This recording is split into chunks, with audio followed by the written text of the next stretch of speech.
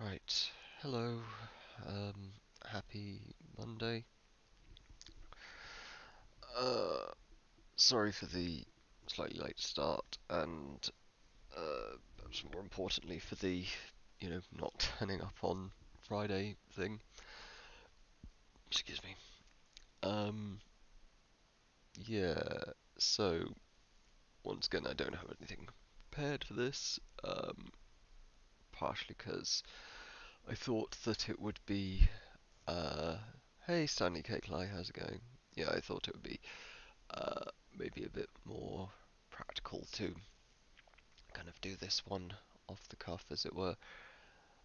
Um, yeah, so basically, um, uh, partially inspired by the recent discussion of mental health among like Twitch streamers with Rekfall unfortunately committing suicide.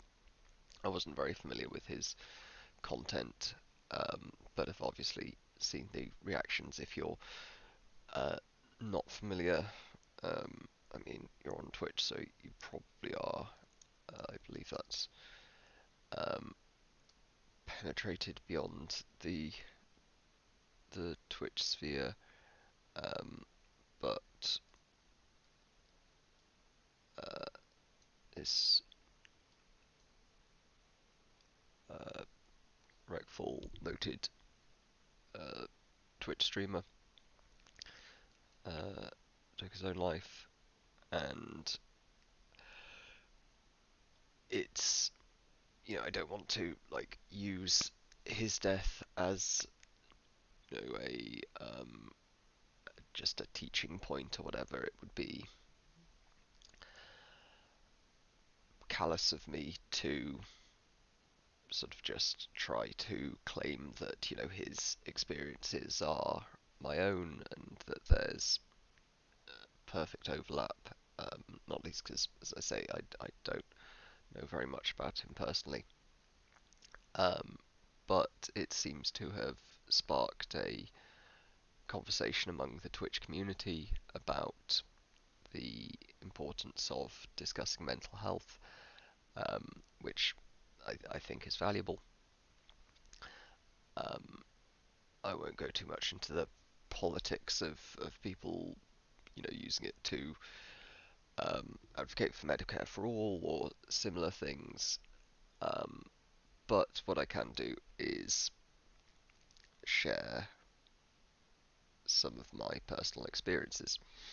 So the reason I wasn't streaming Friday was that I was in quite a bad mental state.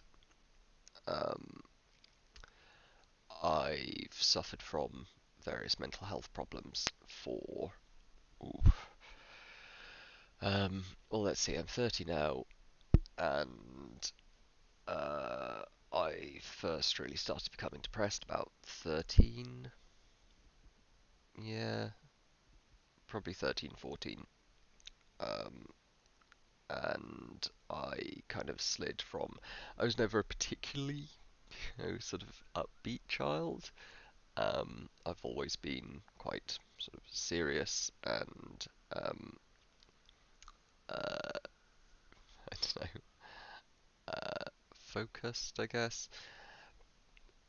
And partially that comes from autistic spectrum disorder, which is not exactly directly a mental health condition. It's a developmental disorder, or as some in the kind of disability activism community would say, a neurodivergence. I'm personally going to use the term disorder for the purposes of this, as in autistic spectrum disorder, because I'm more used to using the kind of medical terms, and that's personally how I kind of conceptualize my condition. If you aren't interested in medicalizing uh, you know, autism or any specific uh, neurodivergent status, then that's fine. We can absolutely have a conversation about that, but I'm just going to use the term disorder. So, uh, well, to unpack that a little bit more, I'm going to use the term disorder because, in my experience, it's in part at least, because in my experience it has been a disorder. It's meaningfully negatively impacted my life, and I think it's reasonable to treat it in a medical context, um, uh, perhaps not exclusively, but I think that if people experiencing a certain condition want to treat it medically, want to conceptualize it in the kind of medical paradigm, I think that's very reasonable. Um, we shouldn't pretend, or shouldn't, shouldn't pretend that that's a universal experience. Many people with autism prefer not to consider it in a medical context at all, but I'm going to. And I think that, as I was just chatting about with Brian Earp last week, I think there's a lot of human experience that we benefit from being able to address using medical technologies, even if it's not a complete explanation, description of the experience to consider it in medical terms. So I have autistic spectrum disorder. Is the That was the roundabout way of saying that, which means that for those who aren't as aware, um, ASD, autistic spectrum disorder, is typified by um, certain rigid behaviors, issues with communication. Social anxiety is often a common feature, sort of side effect, comorbidity, not side effect, comorbidity. And but for me, the probably the most kind of relevant to my personal experience is the sensory processing difficulties. The social consequences of autism are most frequently discussed, but it's probably the sensory processing stuff that I personally have most difficulty with. Um, I have trouble filtering out certain sensory stimuli, particularly certain sounds and lights. Um, I get quite photosensitive.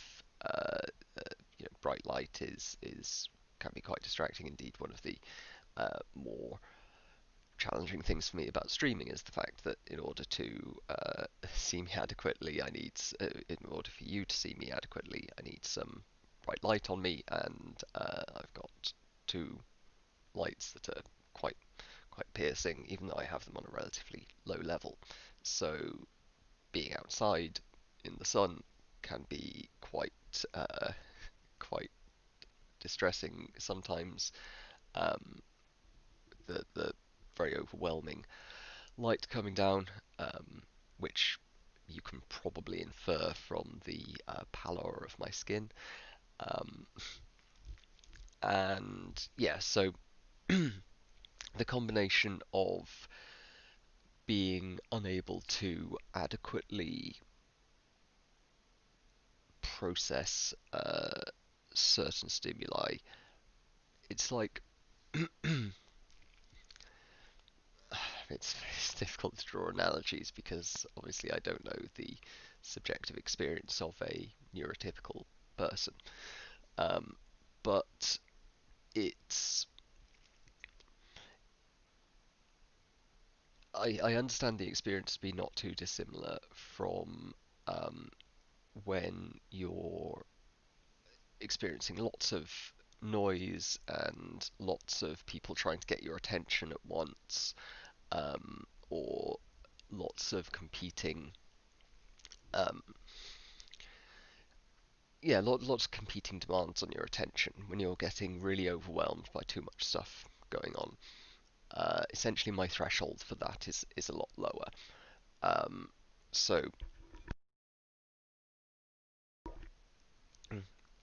a state that might typically be experienced by someone during a, perhaps a crisis when lots of things are happening simultaneously and becoming very confusing and very overwhelming. That's my um, kind of my experience with relatively mild uh, sensory inputs. So, what you might, if assuming you are neurotypical and don't suffer from similar sensory abnormalities, uh, what you might experience during a very loud concert when two people are trying to get your attention and there are bright lights and so forth. I might experience when um, I'm talking to one person and there is a bright light. Um, uh, on uh, on which point I would suck with interrogations. I think if the CIA rendered me to some black site, then I would uh, they'd show me the room with a bright lamp and a bit of loud music, and I'd be I'll tell you anything. You know, would not hold up well under interrogation. Um, so, Stanley K. I'm very interested in your views on medicalization because the most useful book, Feeling Good by David Burns. Um, I haven't read that. So I guess my take would be my kind of broad take would be that medicalizing things is good when that medicalization is helpful for the person experiencing it. Um, and you can get into a kind of tension there between, maybe medicalizing a condition would be good for an individual, but isn't as good for society because, maybe providing individual with a quick fix is good, but having society rely on the medical system for all of our ills is bad. One could argue that. I'm not sure. Um, Personally, I suspect that overall it's good um, for society too, but because um, essentially we're expanding the toolbox of options to deal with any specific condition. Um, I think the problem comes from rigidly. Why is this fucking thing cut off? I honestly don't know why this cuts off all the time. I'm not sure whether it's. Doesn't matter. Anyway, um, uh, just interrupted my train of thought there. Yeah, so I think that medicalization can certainly have its problems when we're viewing uh, uh, any specific medical treatment as being the only way to intervene with an issue. And I think it can become a problem when, uh, in the context of relying on kind of quick fix medical interventions. Um, but to some degree, it would be silly to shut off, to demedicalize any branch of human experience, really. Um, by which I mean take it entirely outside of the sphere of intervention from biomedical science. I don't think it's necessarily useful to pathologize everything. Um, Actually, I think I would uh, uh, sort of draw that distinction between medicalization and pathologization. Um, but but anyway, it's perhaps something for another time. And yeah, maybe with Neon Golden, we can have a do a proper episode on that because I think it's a very worthwhile topic. And personally, I have moderately strong views along the lines of medicalization generally being a good thing. Though I wouldn't want to make the kind of strong form of that claim that we should be doping ourselves up all the time to deal with everything. Um, Part of medicalizing things is, being aware of the limitations. Anyway, um, so I'd gotten as far as fairly early in life, though the so sensory processing difficulties is a big feature of my autistic spectrum disorder, um, and it's probably the one that's kind of interfered with my day-to-day experience the most. Um, though social anxiety kind of plays into it, and it's sometimes difficult to tell whether anxiety from um, loud or intrusive, confusing stimuli is the main contributor to my sort of anxiety and mental state in a given moment, or whether it's social factors or whether it's a combination of things. Um, and I do often wonder how much of my subjective experience is driven by um, the biological effects of autistic spectrum disorder. Indeed, what exactly is that? Um, it's not like we have a clear sequence of uh, pathophysiological events that cause autism. It seems to be it's probably a quite a wide range of different physiological abnormalities or physiological variances, whatever you want to call them, that lead to a variety of different conditions that share similar features. Um, it's often a problem with kind of mental health and um,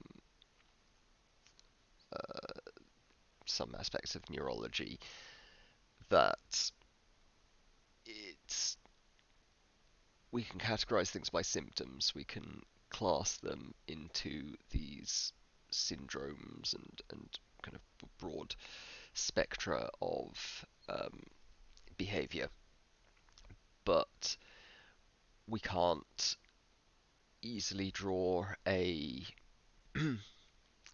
out the pathogenesis of the how the disease or the disorder or whatever originates, and that can lead us in confusing directions when it comes to treating or intervening with the disorder. Anyway, so yeah, I've obviously been autistic for as long as I can remember. It's a disorder of childhood. It comes on sometime during the first few years, generally. Um, though the the descriptions of my parents of my early behaviour, it certainly seems to line up. I was, for example, entirely non-verbal until I was I can't remember exactly how old, but unusually old. Um, but then I started speaking in pretty much complete sentences, which apparently is moderately common in people with autistic spectrum disorder or similar behaviour. Uh, I had a fascination with biting things for quite a while when I was a kid. Apparently, I used to explore the world by chomping my teeth into it, which again is not super uncommon in very young autistic people.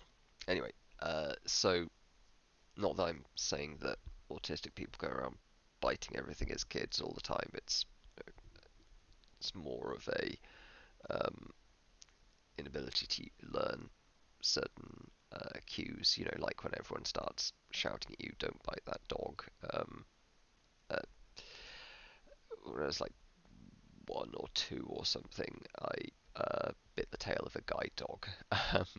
Apparently, at like play school or whatever. Anyway, that's not particularly relevant, but yeah. So uh, that kind of has been part of my experience as long as I can remember, and it um, definitely impacts negatively on my quality of life in many ways, um, and probably positively too. You know, I certainly share certain autistic traits that seem to have contributed to my academic success in certain ways, and certainly my personality is has been heavily influenced by uh, by my subjective experience. So, excuse me.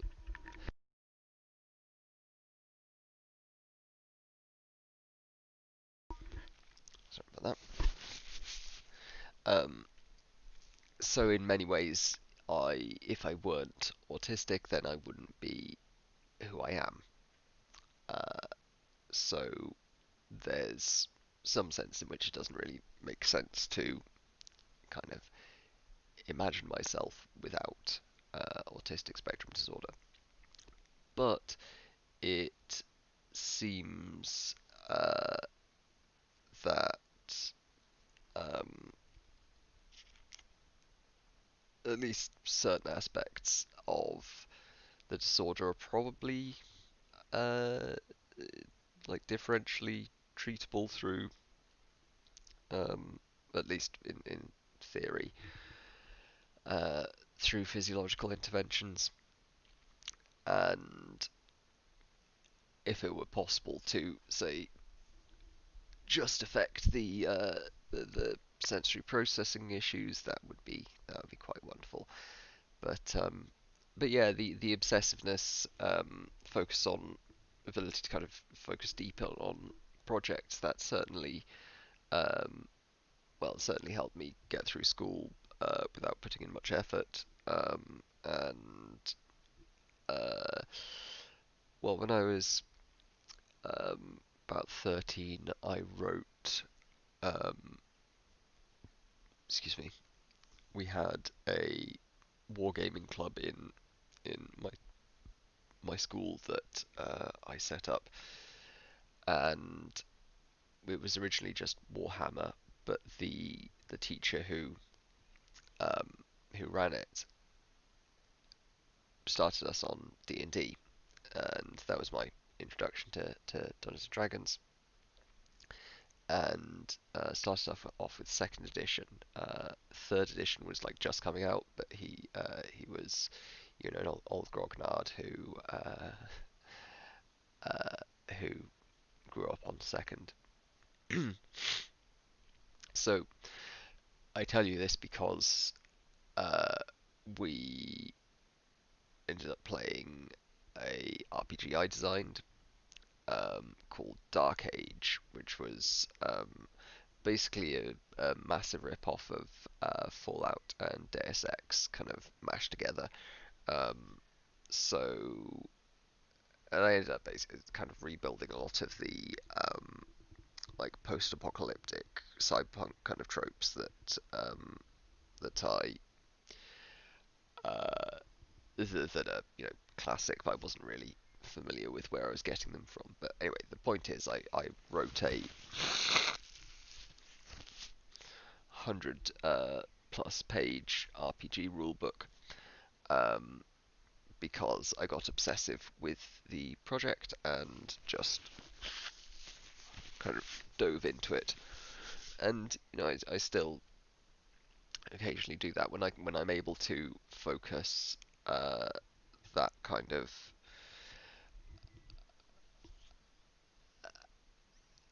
autistic energy onto a project, then it's great, and I can get into a kind of flow state and spend days and days focused, very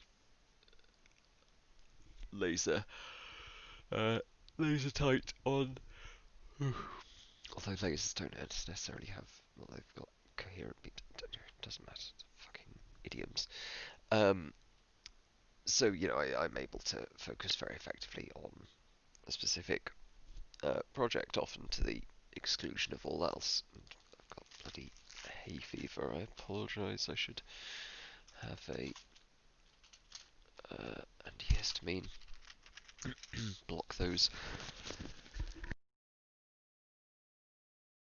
block those histamine receptors.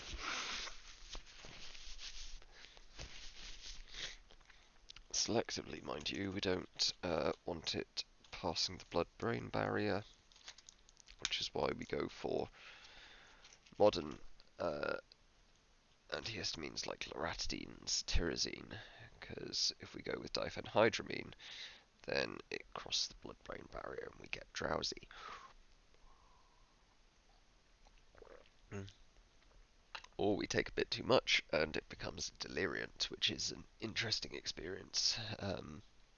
Not that I recommend taking lots of antihistamines, but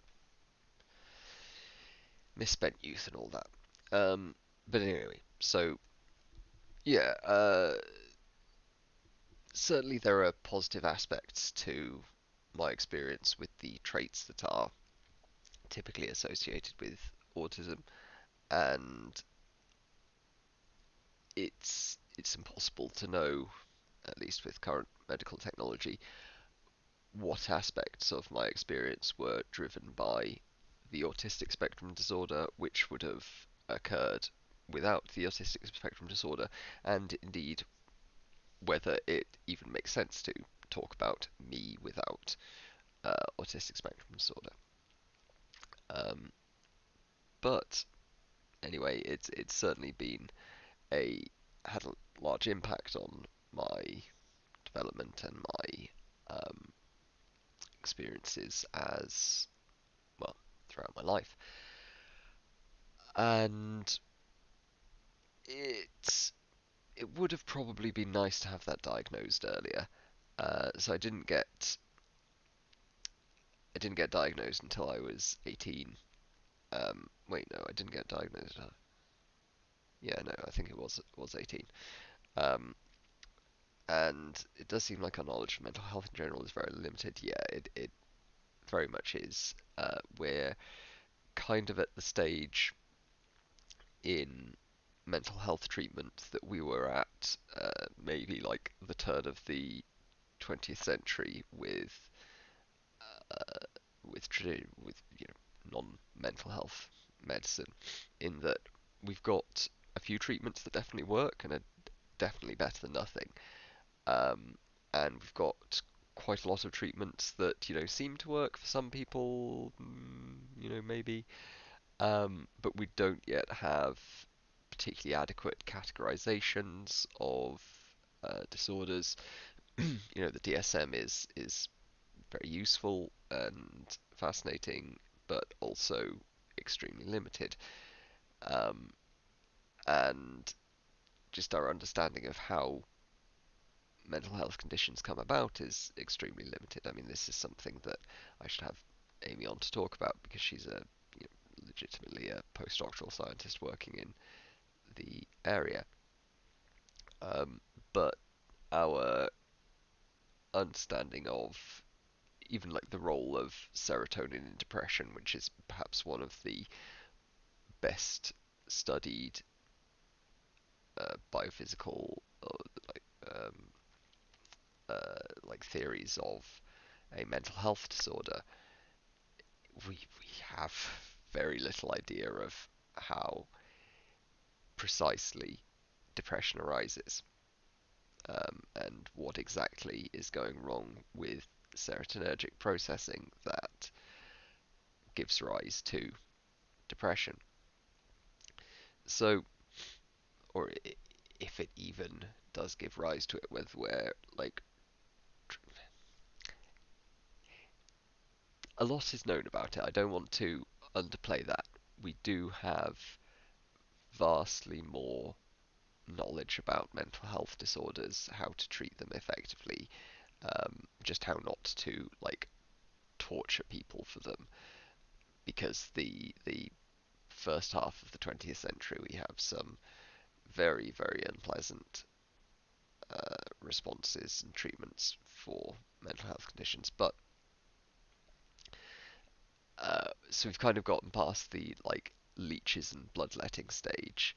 You know, we're past the like medieval stage of mental health treatment, but we're still, you know, kind of using elixirs and tonics and cure-alls that some of which probably do work and some of which certainly uh, help treat the symptoms.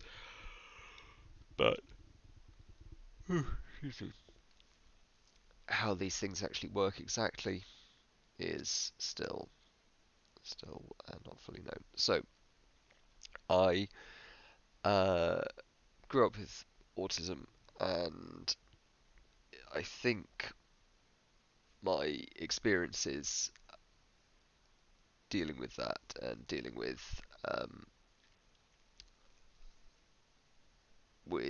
going through school, a fairly unpleasant school, uh, with being an autistic kid, contributed towards my becoming depressed. But at the start, I mentioned I've never exactly been the most lively, upbeat kid, and Destiny was explaining this well. I saw Destiny's um, just briefly bring it up. Um, so Destiny did a very good kind of accessible um, take on the hedonic treadmill. Let's see. Um, right. So,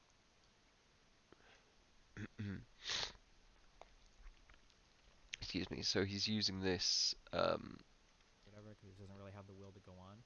I raised this them up, graph and now they're not home. is Really good life. Okay, I'm elated. I'm very happy for things, and then I settle back down. Like, oh, cool, time to do my next day.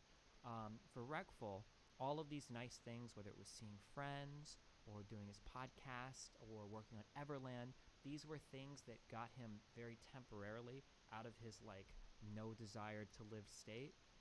But the baseline that he's returning to is always this total absence of a desire to live. so this is a really rather good explanation the of hedonic set points. So each of us has a roughly stable kind of baseline level of contentedness um, that varies from person to person. Some people are fortunate to have a high baseline. Some people, including myself, have a typically quite low baseline. And it's not that these set points are completely immutable. You know, when we kind of sort of presenting it as this line that always goes back to zero, it's not quite that. But we do have a very strong tendency for uh, our affective state to revert to mean and to revert to this kind of set point. Anders Sandberg, who's appeared on this show a few times, is fortunate to have a very high hedonic set point, and we've discussed this a few times in the past. It's it, I would be so envious of it if it weren't for the fact that he shares the happiness very well. He's very good at. I don't think it's deliberate. I think it's just kind of the person he is. But whenever I have a conversation with him, I find his happiness to be infectious, and it usually gets me a bit excited about something, and interested in an idea or whatnot. So it's not a case of I'm um,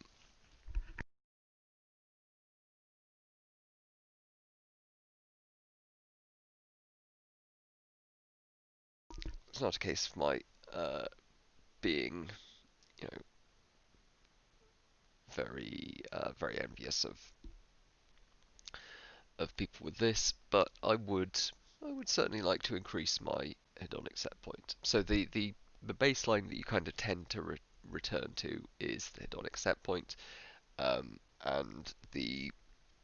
uh, the overall effect of it kind of reverting back towards that baseline is the hedonic treadmill. So you keep on having to kind of do more and more things to achieve the same increases in happiness. Um, we can point to like a billionaire who um, or someone who wins a large amount of money, becomes initially much happier, but then um, uh, their life kind of reverts to normal as they get used to all of the trappings of wealth, and they become acclimatized to it. And this is habituation is a neurological phenomenon that we observe in, well, not even just um, in animals, certainly in um, the most basic animals up, but in plants as well. I was about to use Plesia as the Californian sea slug as an example, but habituation is such a basic process that even some like excitable tissues in plants engage in it. Um, and and so the takeaway isn't necessarily that we always return perfectly to a baseline. Excuse me.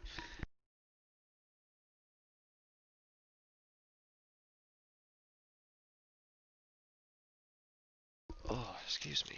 I have been affected by the bloody hay fever today.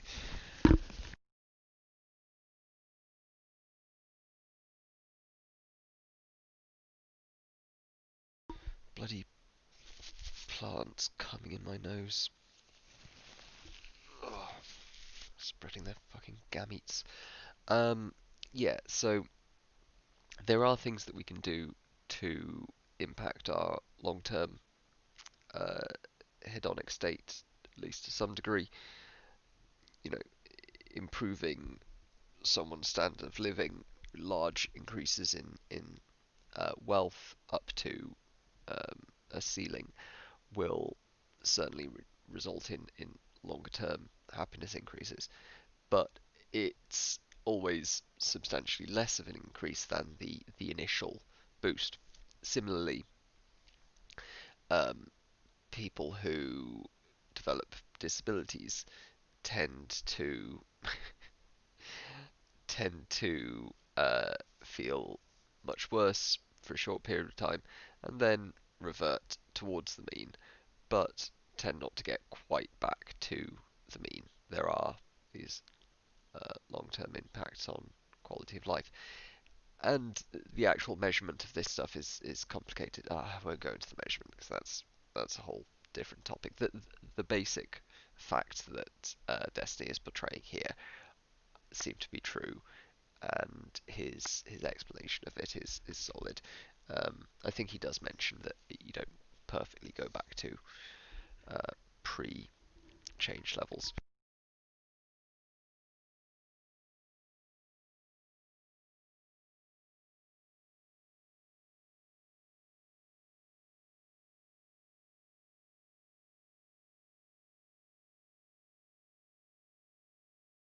Right. Best stream 2020. View a depressed man sneezing and blowing his nose. Right. So yeah, the explanation is solid. Um, uh, I'm not a nerd. Do you have advice for people that feel content and do not push themselves? Um, I I mean I've got some generally like good advice that I don't follow. Um, I'm full of good suggestions that I can't live up to myself. Um, so if you feel like you just settle into the kind of groove too much, um, doing novel things in order to um, shake yourself up out of a routine is good. Setting targets that are publicly um, setting targets that are like publicly registered can be very good. So like if you want to you know study for an exam or like go to college or whatever, if you've got a goal that you feel you want to shake yourself out of, uh, making that known to friends and not just friends but to people who hate you as well, uh, that can provide social pressure to you to follow through with that thing and to not stay in whatever rut you were. Um, though obviously it can be even worse if you then don't manage to go through with it. Um, I mean, so try to work out what your higher order um, goals are. Um,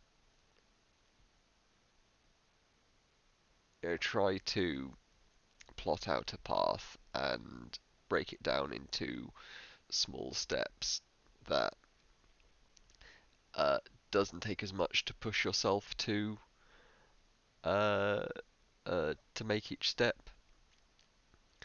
Um, Also, like getting out of your comfort zone is, a cliche, but it's a cliche for a reason.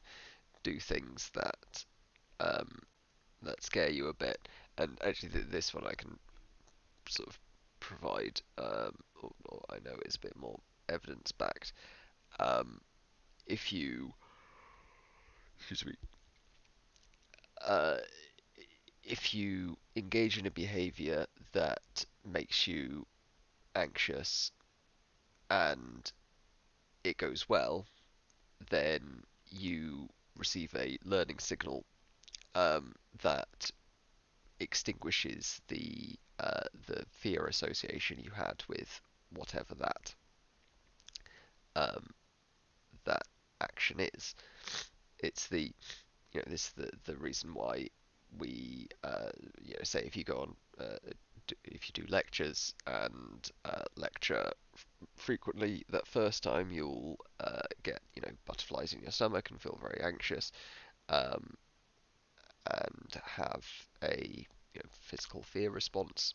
But if you do it over and over and uh, get positive feedback such that you feel like you're doing a good job and improving and so forth, then that physical response will be extinguished, will be damped down each time, as you going back to habituation, as you get used to your new surroundings.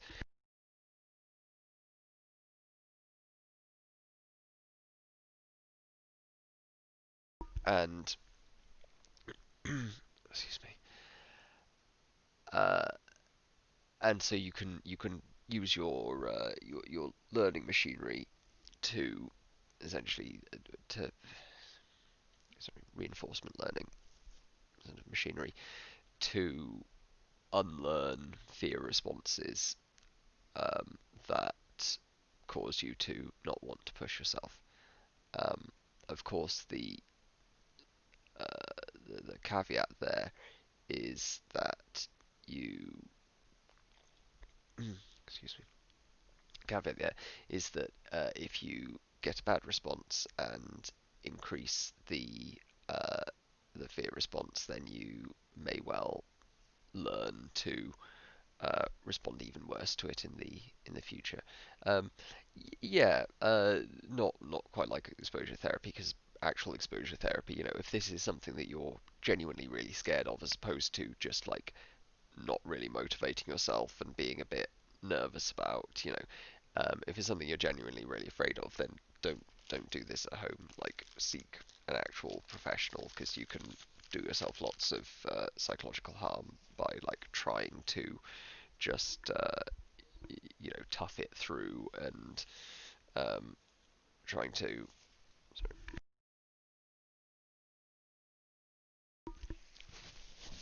trying to kind of expose yourself to something you can't really handle. Um, but yeah, for sort of normal experience, like you can train yourself pretty effectively to unlearn certain associations. Um, but yeah, it's essentially just learn to love novelty, and or at least, if not love, then tolerate. Uh, but yeah, so since about some um, my kind of mental health struggles. Uh, for those just joining me, I'm talking through my experiences with mental health, and talked a bit about my experiences with autistic spectrum disorder. And yes, that wasn't actually diagnosed until I was like 18. Um, but uh, it was a substantial part of my life prior to that. Um, you know, so the it's difficult to say exactly why I started becoming depressed, but the kind of social isolation that resulted from, um, in part from autistic spectrum disorder. Isolation is laying it on a bit thick there. Uh, I did have friends in school. I was friends with lots of the other nerdy people, um, and like it's not like everyone hated me, uh, though I did get mocked a lot because I wore like uh, fucking sorry.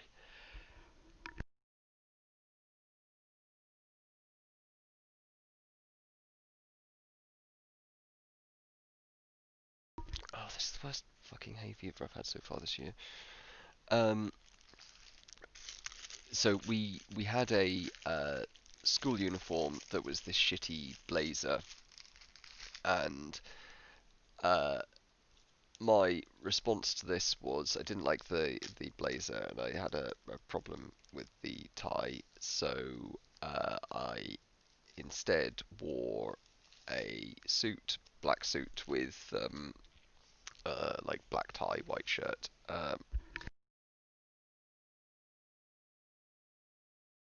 because it was technically an option in the school uniform policy. Because I was a doomer even back then. Um, and uh, so this was my weird rebellion against the being forced to wear the same thing. I was like, right, I'm going to wear a different thing, but it's going to be technically in the uniform policy, so you can't do anything about it. Um, but I got used to this and ended up just wearing it every day, and got mocked a lot, which of course encouraged me to um, keep on wearing it as some kind of rebellion against, the stupid kids or something. If I stopped, they would win. I don't know. It was, you um, but that combined with the autism, and perhaps in part because of the autism, um, and the my kind of fairly low baseline uh, hedonic set point gave rise to my being quite um, isolated and depressed around about 13, 14. Um, so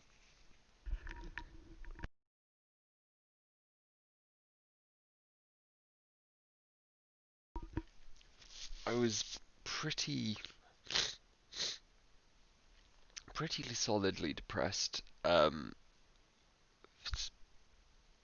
from about 14 to 18, um, with a few blips of functionality uh, in amongst that time, during which time I started a campaign group, um, and it gave me something to focus on for a while, and certainly one of the ways I've been able to uh, at least sort of partly get out of periods of depression, at least temporarily, has been to have a project that I feel passionate about. And um, I with my kind of recent um, bout of depression, or my kind of ongoing bout of depression, streaming has provided a similar kind of outlet to political campaigning in my teens. Um, and having something to focus on, having something to keep me engaged is certainly a big contributing factor to helping to kind of overcome uh, depressive symptoms, though unfortunately it's not a guarantee. It seems to be a kind of a temporary reprieve, perhaps, but excuse me.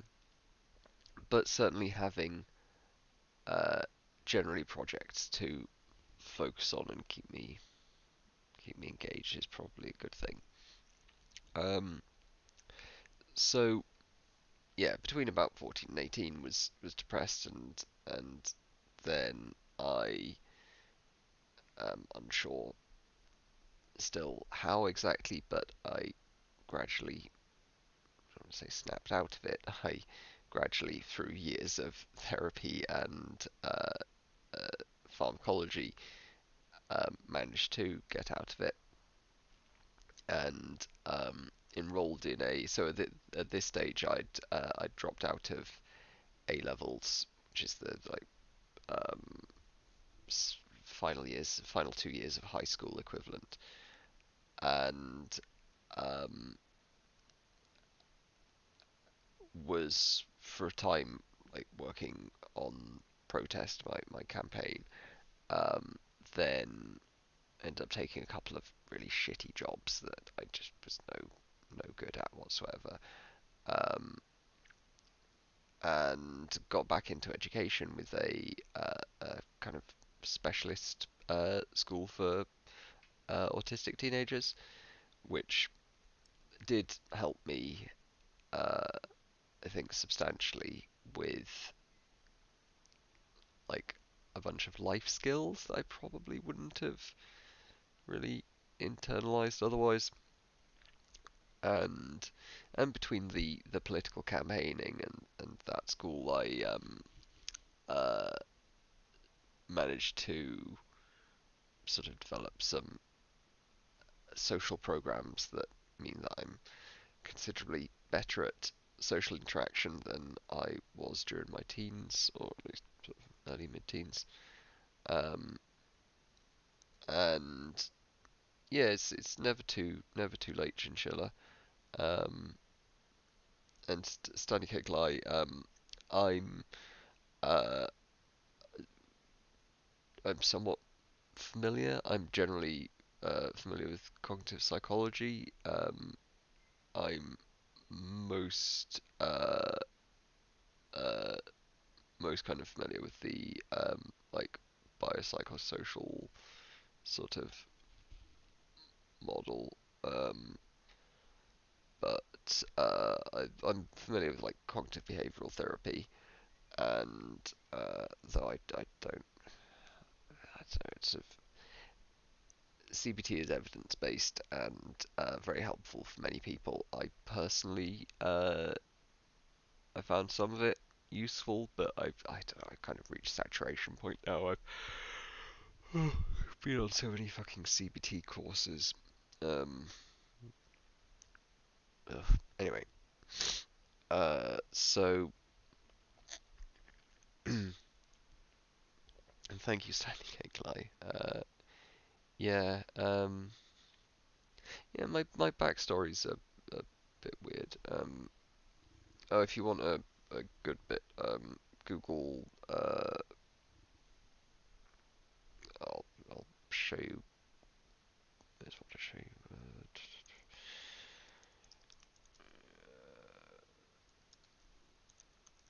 For the crazier portions of my backstory, I've got my New York Times profile. Um, there we go. Uh,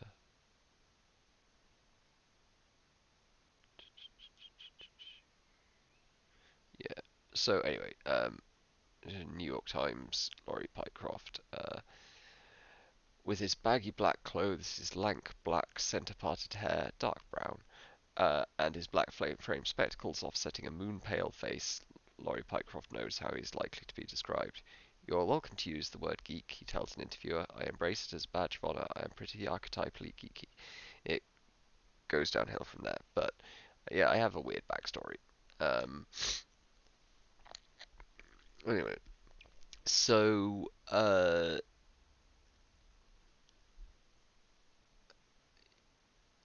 yeah, do you mean CBD or CBT? Because sorry, I should have said CBT is cognitive behavioral therapy. Um, uh, CBD is cannabidiol, which probably like doesn't have much of an effect. But oh, excuse me. Yeah, I would not. Well, I don't recommend any drugs for. Uh, oh, don't worry. Secondary school, high school is same thing. Um, oh right, yeah. So sorry, I was I think mixing up therapy and don't worry, Chinchilla, don't worry. Um, so anyway, where was I? Yeah. So not worry. Um, so yeah, did lots of time depressed, and it's depression's a weird bastard, because it has this way of sapping all of your energy. So you're not, I say you know, all of one's energy. Um, so it's not necessarily like being tired in the same way as when you haven't had enough sleep or when you're uh, uh, out of energy from running around all day. It's not that kind of satisfied tired of a hard day where you've achieved something. It's not even that. Just like utterly fall down in your bed too tired to think tired. It's a I've heard it described as something very heavy on top of your chest, just preventing you from getting up and doing things. It's a sort of smothering, all-encompassing sort of tiredness that is very difficult to get away from. And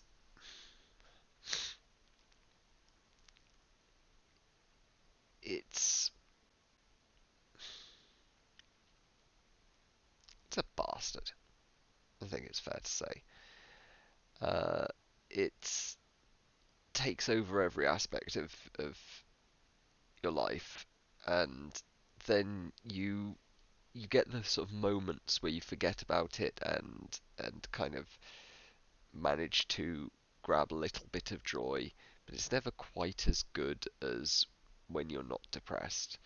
Everything's a bit blunted, and well, again, I'm saying I mean in my personal experience, and it's difficult to fully dissociate the depression from the effects of the medication intended to treat it, particularly. Um, that's a very good description, Chinsha. I like that. Depression is like being in a pool where you're drowning, but you can still breathe. However, you cannot go up. Um, yeah, it's sort of like smothers everything and doesn't let you go. Um, and it's not like it's a hard block against things. It's just everything takes that much more energy, and so you can have good days, and the fact that you're having a good day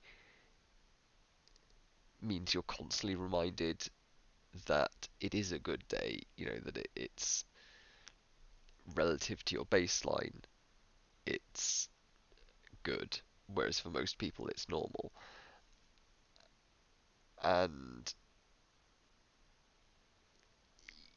even when things are going well on depression, you've still got that nagging feeling that it's all gonna come back down to being pretty crap pretty soon.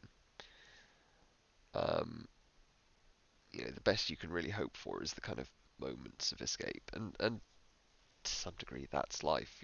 If we're going to get all doomery and sad about it, but it's not it's not to the same degree. It's not with the same quality. You know, and on its own, depression is bad enough. Um,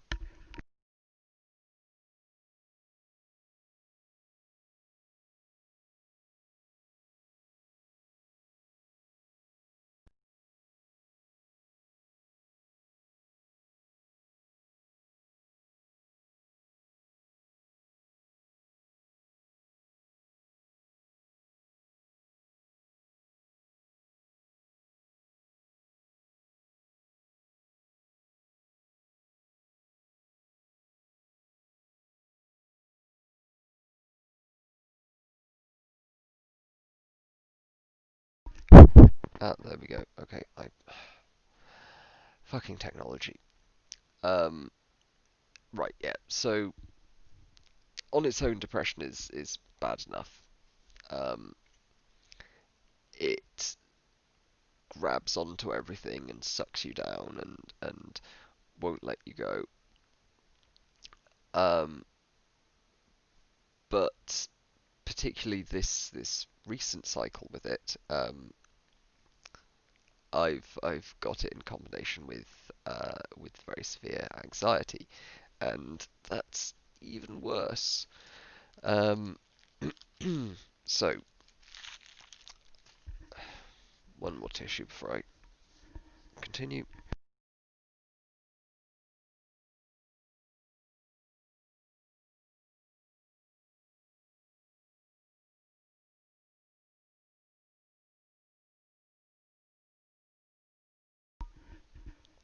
Yeah, it is. It is very sad, Chinchilla.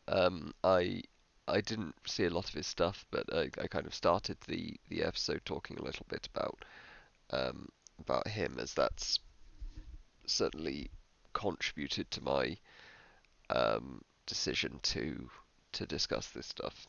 Um, I was going to talk about it a couple of weeks ago, but I kind of didn't really feel like it, and it's something I've been kind of meaning to get off my chest a bit. And then, yeah, with Reckful committing suicide, and uh, the kind of outpouring of grief and compassion from the Twitch community, I figured, well, that was good a time as any. Um, so yeah, so this recent patch I've been going through at the moment um, is been going on for about 4 years. Um, so I think I'm on the I've been doing my doctorate for like 5 years now, and throughout most of that I've been not working at my best, um, due in large part to anxiety and depression. And this time the anxiety started coming on first. I got um, ectopic heartbeats, so a premature contraction of one part of the heart before uh, the rest beats properly. It's the feeling of heart skipping a beat. That's what it's sometimes described as.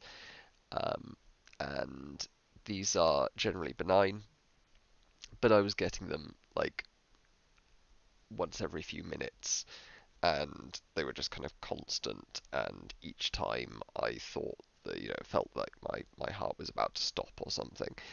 Um, and so I saw the doctor about this and went through several stages of diagnosis, and ended up getting, cardiogram and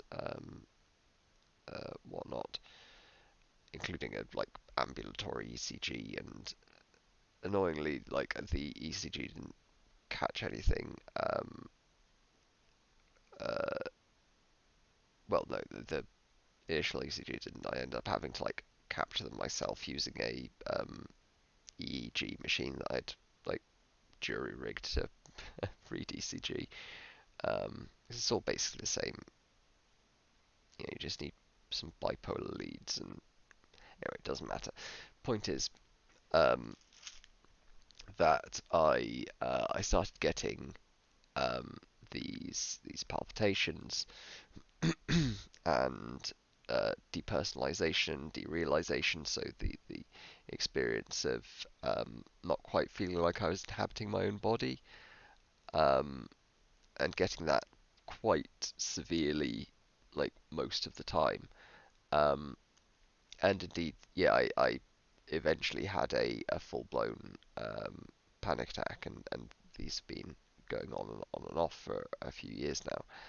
Um, so after consulting with uh, some neurologists I know, and going to get a cardiology checkup and so on and so forth, it was determined this is probably anxiety disorder and panic disorder. And so I I was having both the transient kind of several times an hour uh, palpitations, and then ectopic heartbeats, and then I was also having occasional full-blown panic attacks, and the first one I went to hospital for because I was pretty convinced I was having a heart attack. Um, and I try to pride myself on being a scientifically minded person, and I have a undergraduate degree in physiology. I was pretty good at cardiology, uh, and I was aware of what panic attacks are and the symptoms and so forth. Nevertheless, I was in my university halls and became very convinced I was going to die. Uh, I went out, I recall going out into the corridor and calling the ambulance because I figured if I uh, passed out and I was in my room, then it's unlikely that anybody would find me for a couple of days. Um, eh, uh, so yeah, yeah, they are not fun. Um, and I yeah, and ended up getting those. Those would happen like a couple of times a week. Um, Most of them haven't been as bad as my first one. That was particularly memorable. Although part of that was that I hadn't experienced it before. Um, Now I can at least tell myself that it's probably just a panic attack. Um, and I'd get these severe physical symptoms, tightness of chest and uh, tingling up my arm, which I'm pretty sure is psychosomatic. It's just the fact that I worried that I am having a heart attack is causing me to kind of manifest some more of the symptoms. Um, and of course, this gives me uh, worries that if I ever do have a heart attack, then it's going to be difficult to concern, which of course means I have more anxiety and worry more, and that's wonderful. So, uh, yeah, I called an ambulance, and the emergency services guy was like, "It's probably not a heart attack. Get a taxi to hospital if you're worried." I was like, "Fucking great, thanks. It's probably not a heart attack." Um, anyway, uh, so yeah, since then so it was the anxiety and panic was the kind of main thing that popped up first this time.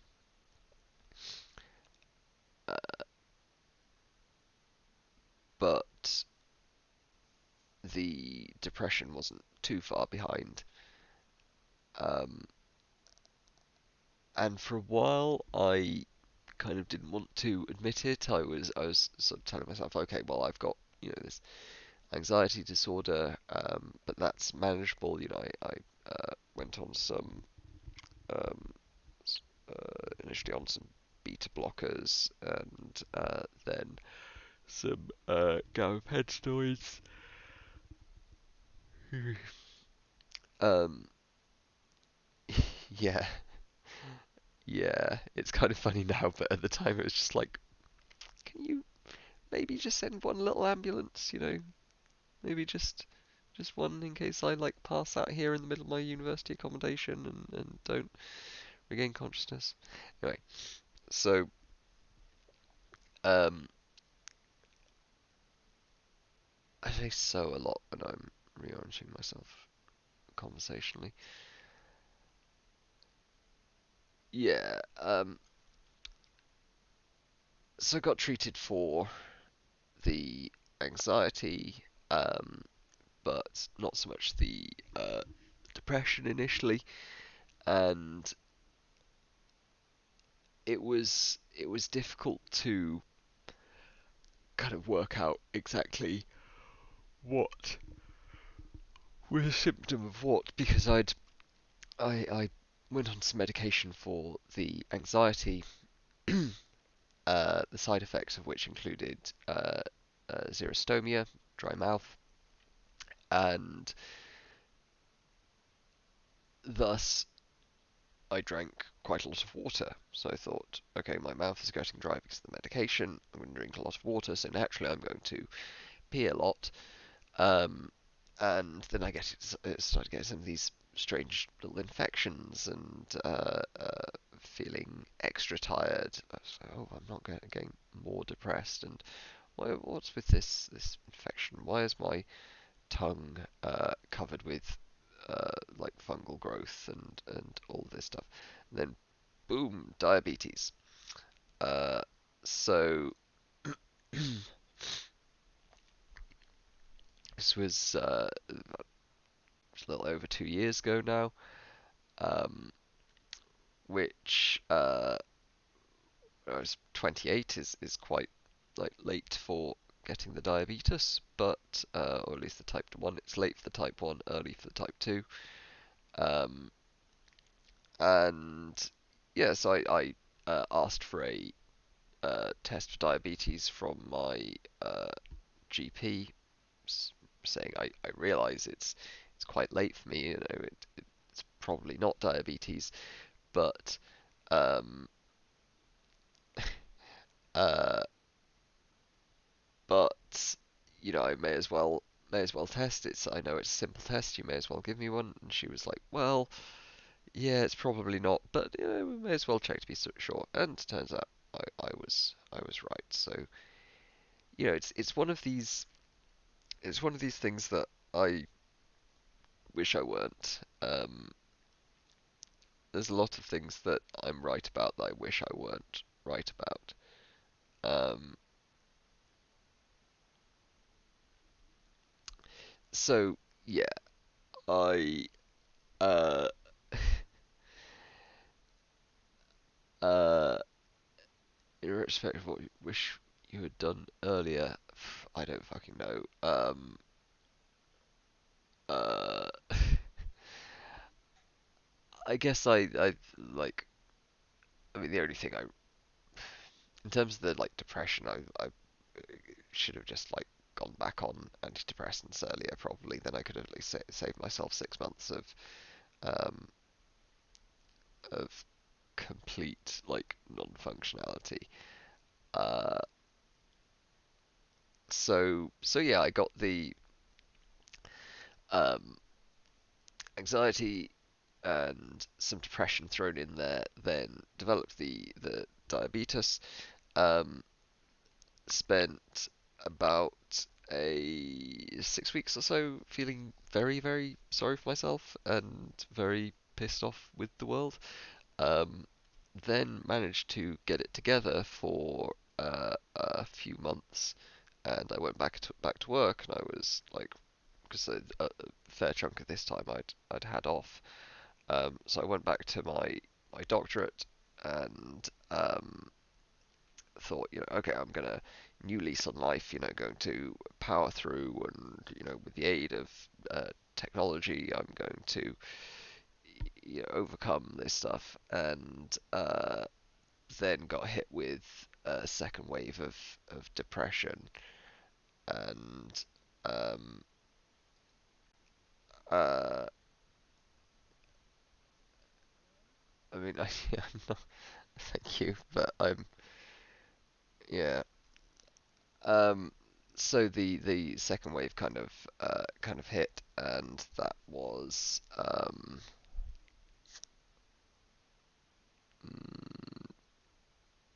more than 2 years ago. So basically, the last like 4 years, I've been pretty, other than a few months here and there, I've been pretty much non non-functional. Um, Still, so I'm on SSRI, escitalopram, and um, uh, okay, so the actual, so about 2 years I've had uh, diabetes. So it's been about 18 months that I've had this current like bout of depression, assuming there was a couple of months gap, because it's difficult to determine whether I stopped being depressed or whether it was just masking, or I don't fucking know. I had energy and was getting some work done for a couple of months, a few months, and now I'm not. So the uh, the upshot is currently I'm still trying to deal with the symptoms of each of these things. Broadly speaking, I've got the autistic spectrum disorder, the diabetes, the depression, and the anxiety. And how exactly one breaks that down in specific diagnoses is up for debate. Do I have an anxiety disorder with remitting panic attacks? Do I have an actual panic disorder? It, in a way, it doesn't really matter. All I can do is, um, I'm sure if I went to a psychiatrist, I could, uh, yeah, uh, um, so yeah, the how have we define it exactly? These are things that impact my life quite a lot, and at the moment, I'm not really working much. I'm trying to get some work done on a paper in order to be working properly on something academic. But it takes, well, this stream is what most of my energies go into, and if I weren't doing this stream, I wouldn't have any energies to put into anything. Um, I don't know, maybe I would, but the amount of actual useful work I've gotten done over the last 18 months is, uh, say, other than the stream, is close to zero. Um, and the way in which each of these disabilities interacts is particularly frustrating. So I worry a lot about death, perhaps unsurprisingly, both mine and uh, uh, the species, um, and most things in between. And so the thinking about the treatments for my diabetes. Um, oh yeah, fuck formatting. Ugh. The treatment for the diabetes, is constantly reminding me of my own mortality and the fragility of the homeostatic mechanisms that govern my body. Uh, the diabetes is causing me to become more anxious because I wake up in the middle of the night to an alarm blaring telling me I need to, uh, uh, you know, put some sugar in myself or I'm going to die. Um, the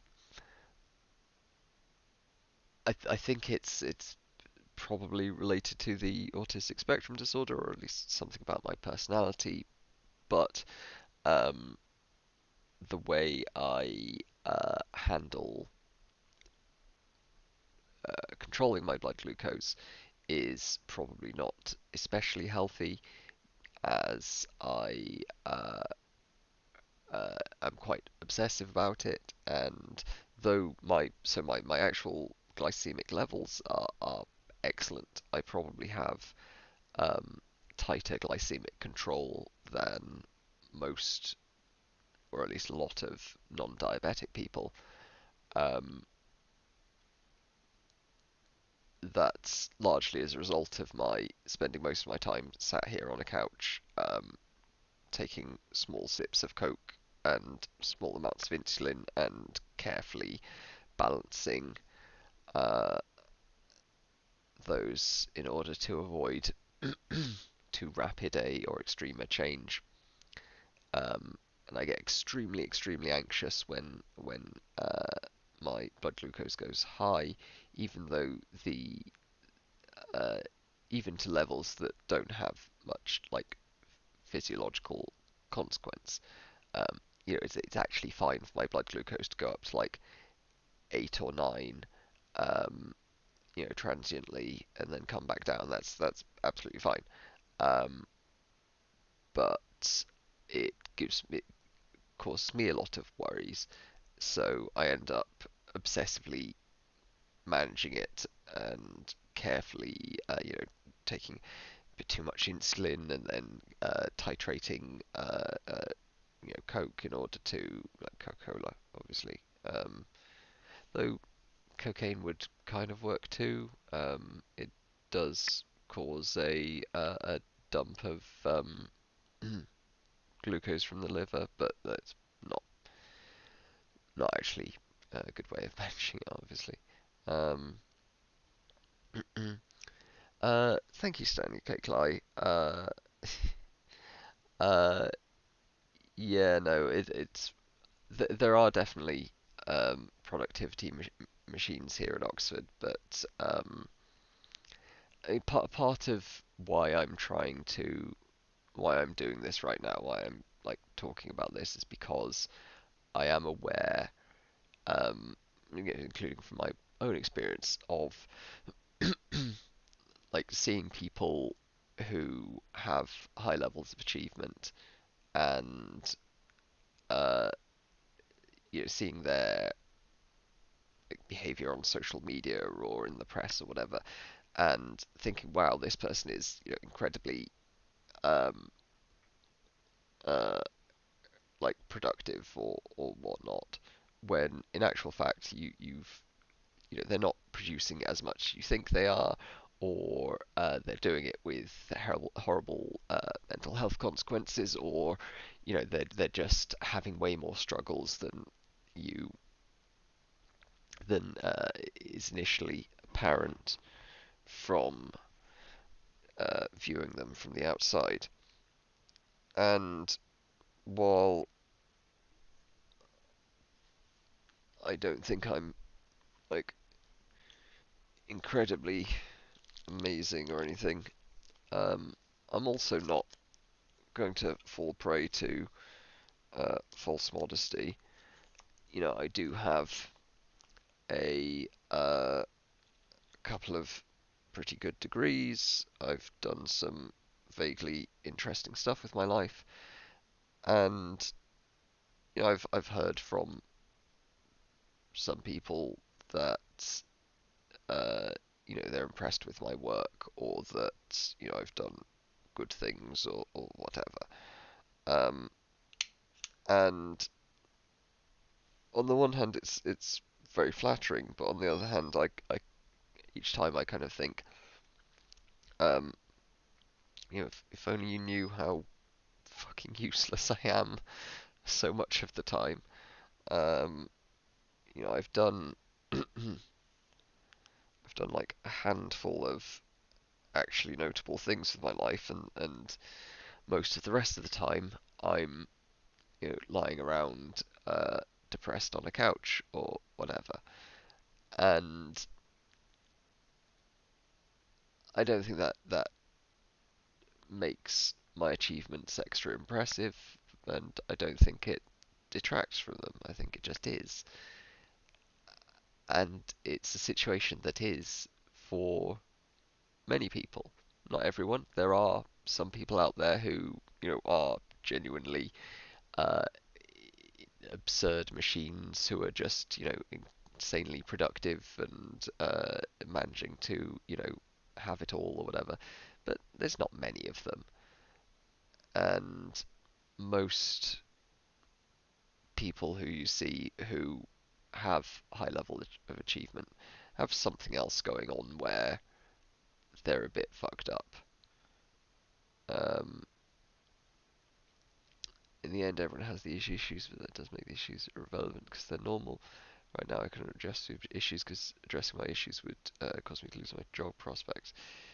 That's very unfortunate for you, Chinchilla. I hope you get an opportunity to address those um, sometime soon. Uh, I'm guessing it's a school-related thing currently. I mean, I don't know, but yeah, so I think one of the reasons I'm in kind of such a bad state over the last um, year has been that my health condition has negatively impacted on my ability um, to continue my degree, my doctorate, and has, I mean, it's just fucked up my project badly. That's not to say that it's entirely down to health concerns. Um, there are parts that I didn't manage very well. There are parts that, there's a whole the, the original study I was supposed to be doing, which is more interesting than what I've ended up doing, um, was supposed to be involving patients with a certain type of deep brain stimulation, whom we didn't have many of, and we were working on the assumption that we would get more, but then the government cut funding for the entire project, so I was basically left without a doctoral project to work on. So the one I ended up working on was a bit like scraped together at last minute and wasn't something I was as interested in. And there was various issues with like changing around supervisors and just a whole bunch of stuff. And then the fact that anyway, this isn't post mortem of my doctorate, but point is that uh, I suspect I sometimes give out the impression, and sometimes it's kind of intentional, um, that I'm this like functional grad student at Oxford, doing uh, wise work and learning all kinds of things and whatever. And while I do certainly take a lot of interest in like the world and in interesting topics, at the same time, I'm only kind of tenuously still at Oxford. That's not true. I'm hopefully going to continue with an MRes degree at least. Um, but I haven't actually worked properly in over a year.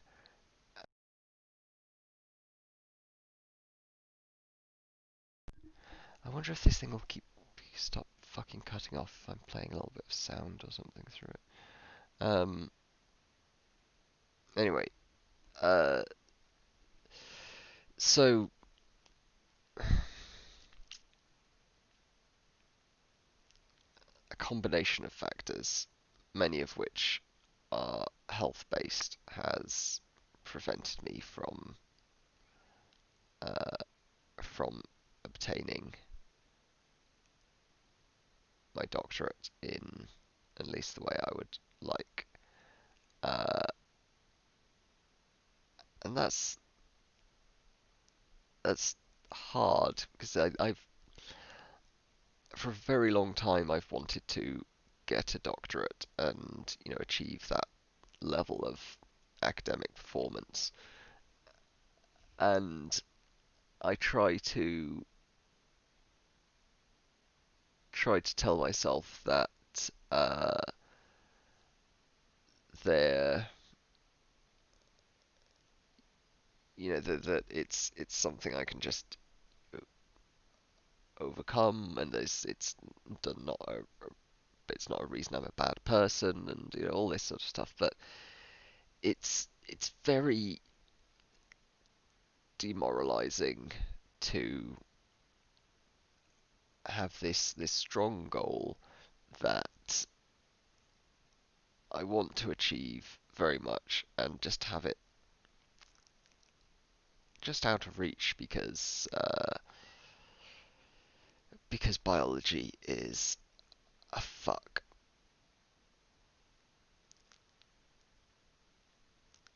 Your humanist has given me motivation to keep roasting the city of Santa Cruz on their housing policy in my twice delayed by COVID undergrad research paper.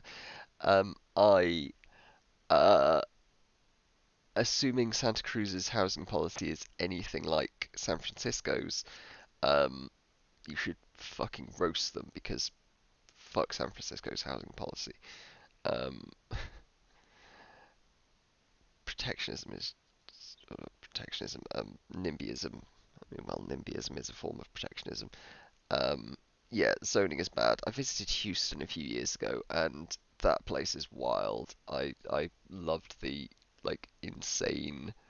I mean, obviously, it could do with more like public transit and stuff, but it, it it was very reasonably priced real estate there.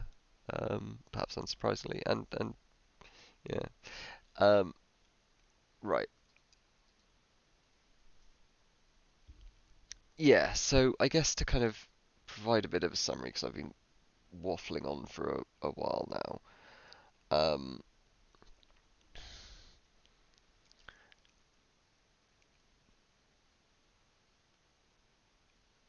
it's it's very easy to forget that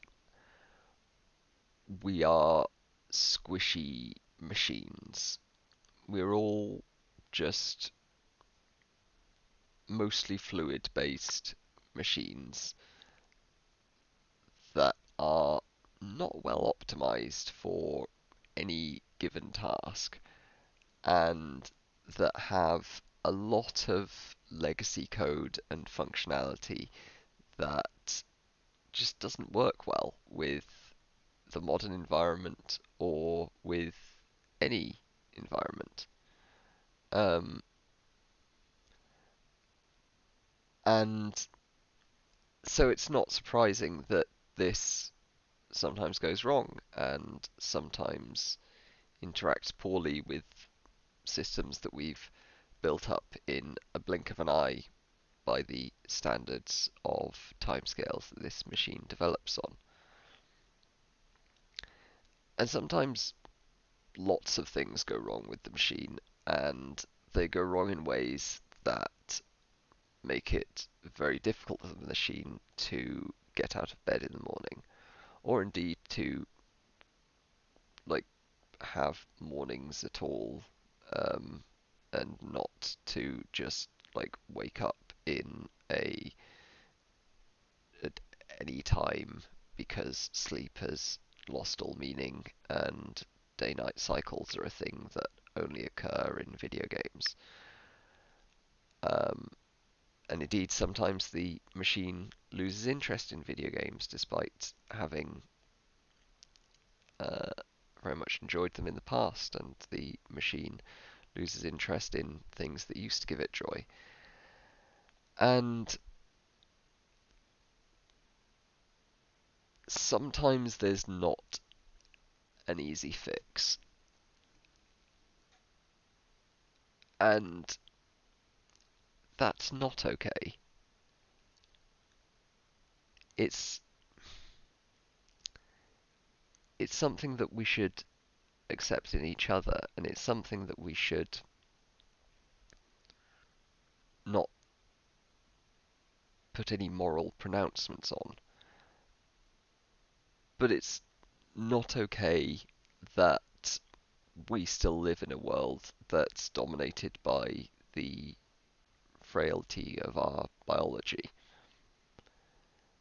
And I think the all too often the takeaway message from um, mental health stuff is that uh, this is all normal. It's all a part of life. We all go through it, and that's true. And it's absolutely okay to struggle with these things. It's absolutely okay and understandable and uh, normal to have problems and limitations with mental and physical health. But it's not okay that these things still exist, that there are ways, tiny, subtle ways in which our machines can go wrong and completely ruin our experiences. So, on the one hand, and this is a lesson I should learn as much as anyone, take care of yourself, do what you can to um, improve your own life and the lives of those around you, and to be understanding and caring and compassionate and so on and so forth. But on the other hand, do get a bit angry, do rage against the light, do reject the tyranny of our biological circumstances, and do try to overcome them, because it's easy, I think, to resign ourselves to a kind of determinism where we go, okay, this is how my biology is. Um, I'm just depressed, and that's the chemicals in my head are telling me to be depressed, and that's how I'm going to be. And there's a lot of truth to that, but there are also chemicals you can take that oppose the chemicals in your head going wrong. And there are probably out there chemicals that we can develop that do that opposition considerably better. So yeah, I guess that's my transhumanisty take on on this. Um, you know, rage against the dying of the light because it fucking sucks. Um, yeah, I think that is a good point though, Chinchilla. If you have the chance to do so, do it. Uh, not everyone does have the chance to do so. Um, but if you can, do something about it. And even if you can't, it's reasonable to be just pissed off about the fact that microscopic, obscure changes in just the arrangement of a few atoms, things that you've never seen before in real life. You've never seen an atom. You've seen representations of atoms, sure, but you can't even see the fucking things. The fact that a few of these being in slightly wrong positions can completely mess over everything is something that it's absurd, and it's potentially soluble. So yeah, I guess that's my attempt at ending on a motivating note is, and yeah, please do prompt me with medication changes, because oh, I don't know, fucking uh yeah. Anyway, yeah, this has been very very rambling and waffling, but I guess yeah, just try to Actually, I can't give you any advice. Just I hope you found that informative, at least. Um, and yeah, well, Stony Cake like good luck with your paper and on explaining why Santa Cruz's housing policy is some bullshit, as I'm sure it is. California's housing policy generally is straight up ass. Um, Chinchilla, thank you very much for your feedback and whatnot, and yeah, everyone else watching, I wanted to just be um, a bit more kind of personal for an episode, and also explain why. So I won't go over that. Maybe I'll go over like a bit more specifics about how I experience these things in the future, because I anyway. Um, David Burns. I'll give him a look. Uh, excuse me. Oh, excuse me. Yawning. I only woke up like 2 hours ago. Um, let's see.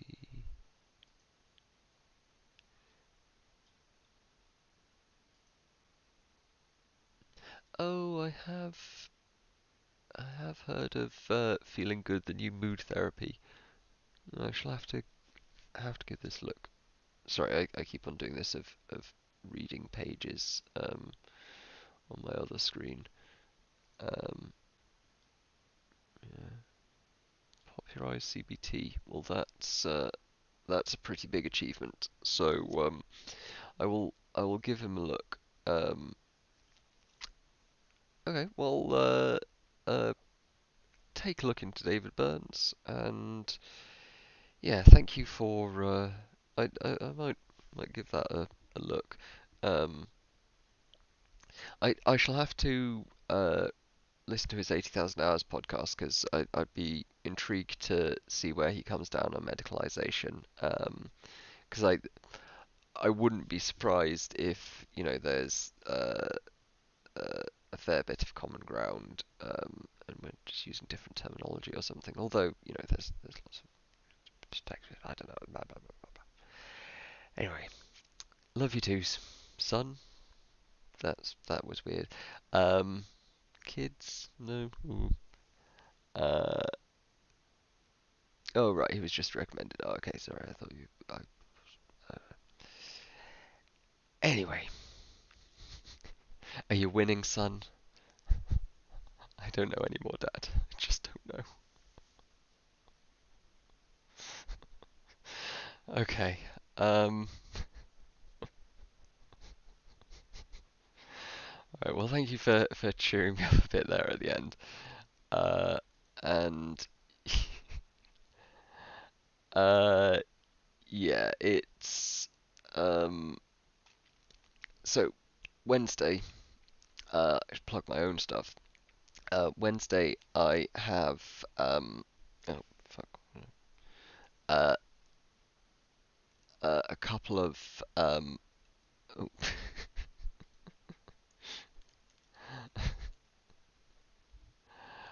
Oh, yeah. Sorry. Wednesday I have. Jennifer Crouch and Natalie K. Thatcher of Jiggling Atoms uh, uh, coming on. It's a um, like art collective project group um, who do a lot of like stuff on the interface between science and art. Uh, and um, lots of like making crystal radios. Uh, we'll go over this. I don't want to try to explain their work, but they do some really cool stuff, and I met one of them. We became friends when she was painting a like impressionistic picture of the Large Hadron Collider. So that kind of gives a idea of the sort of level they're operating on. They do some really cool stuff, and I thought it would be an interesting change to talk to someone who's coming at science from more of the kind of arty direction. Um, so yeah, Jiggling Atoms on Wednesday, 8 p.m. UK time. Um, as usual, I do need to. I should have been more clear about the 7 p.m. start last week, but anyway, doesn't matter. Also, yeah, I'm gonna try to kind of uh, oh, it's giving me the 100 messages thing. I get that most streams now.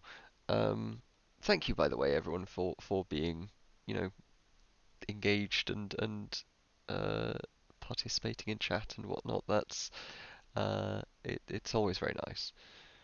Um, it makes it considerably more kind of engaging for me to have a chat that I can bounce off and engage with, and that you can like ask me clarifications and stuff. So or just meme out. Um, so yeah. And I will be I need to rearrange, but I will be speaking with Last Username hopefully sometime soon to discuss kind of anarcho-capitalism and whatnot, uh, which I'm looking forward to. But yeah, on Friday I was just not not in a good mental state. Um, but anyway, yeah.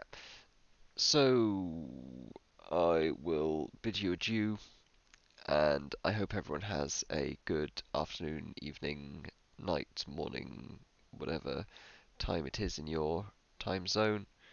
Let's abolish time zones. That's one of my spicy takes that we can discuss next time.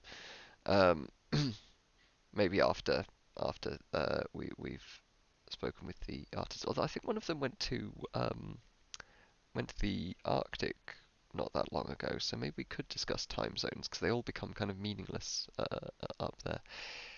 Right. Anyway, it's completely irrelevant. I will see you on Wednesday, and yeah.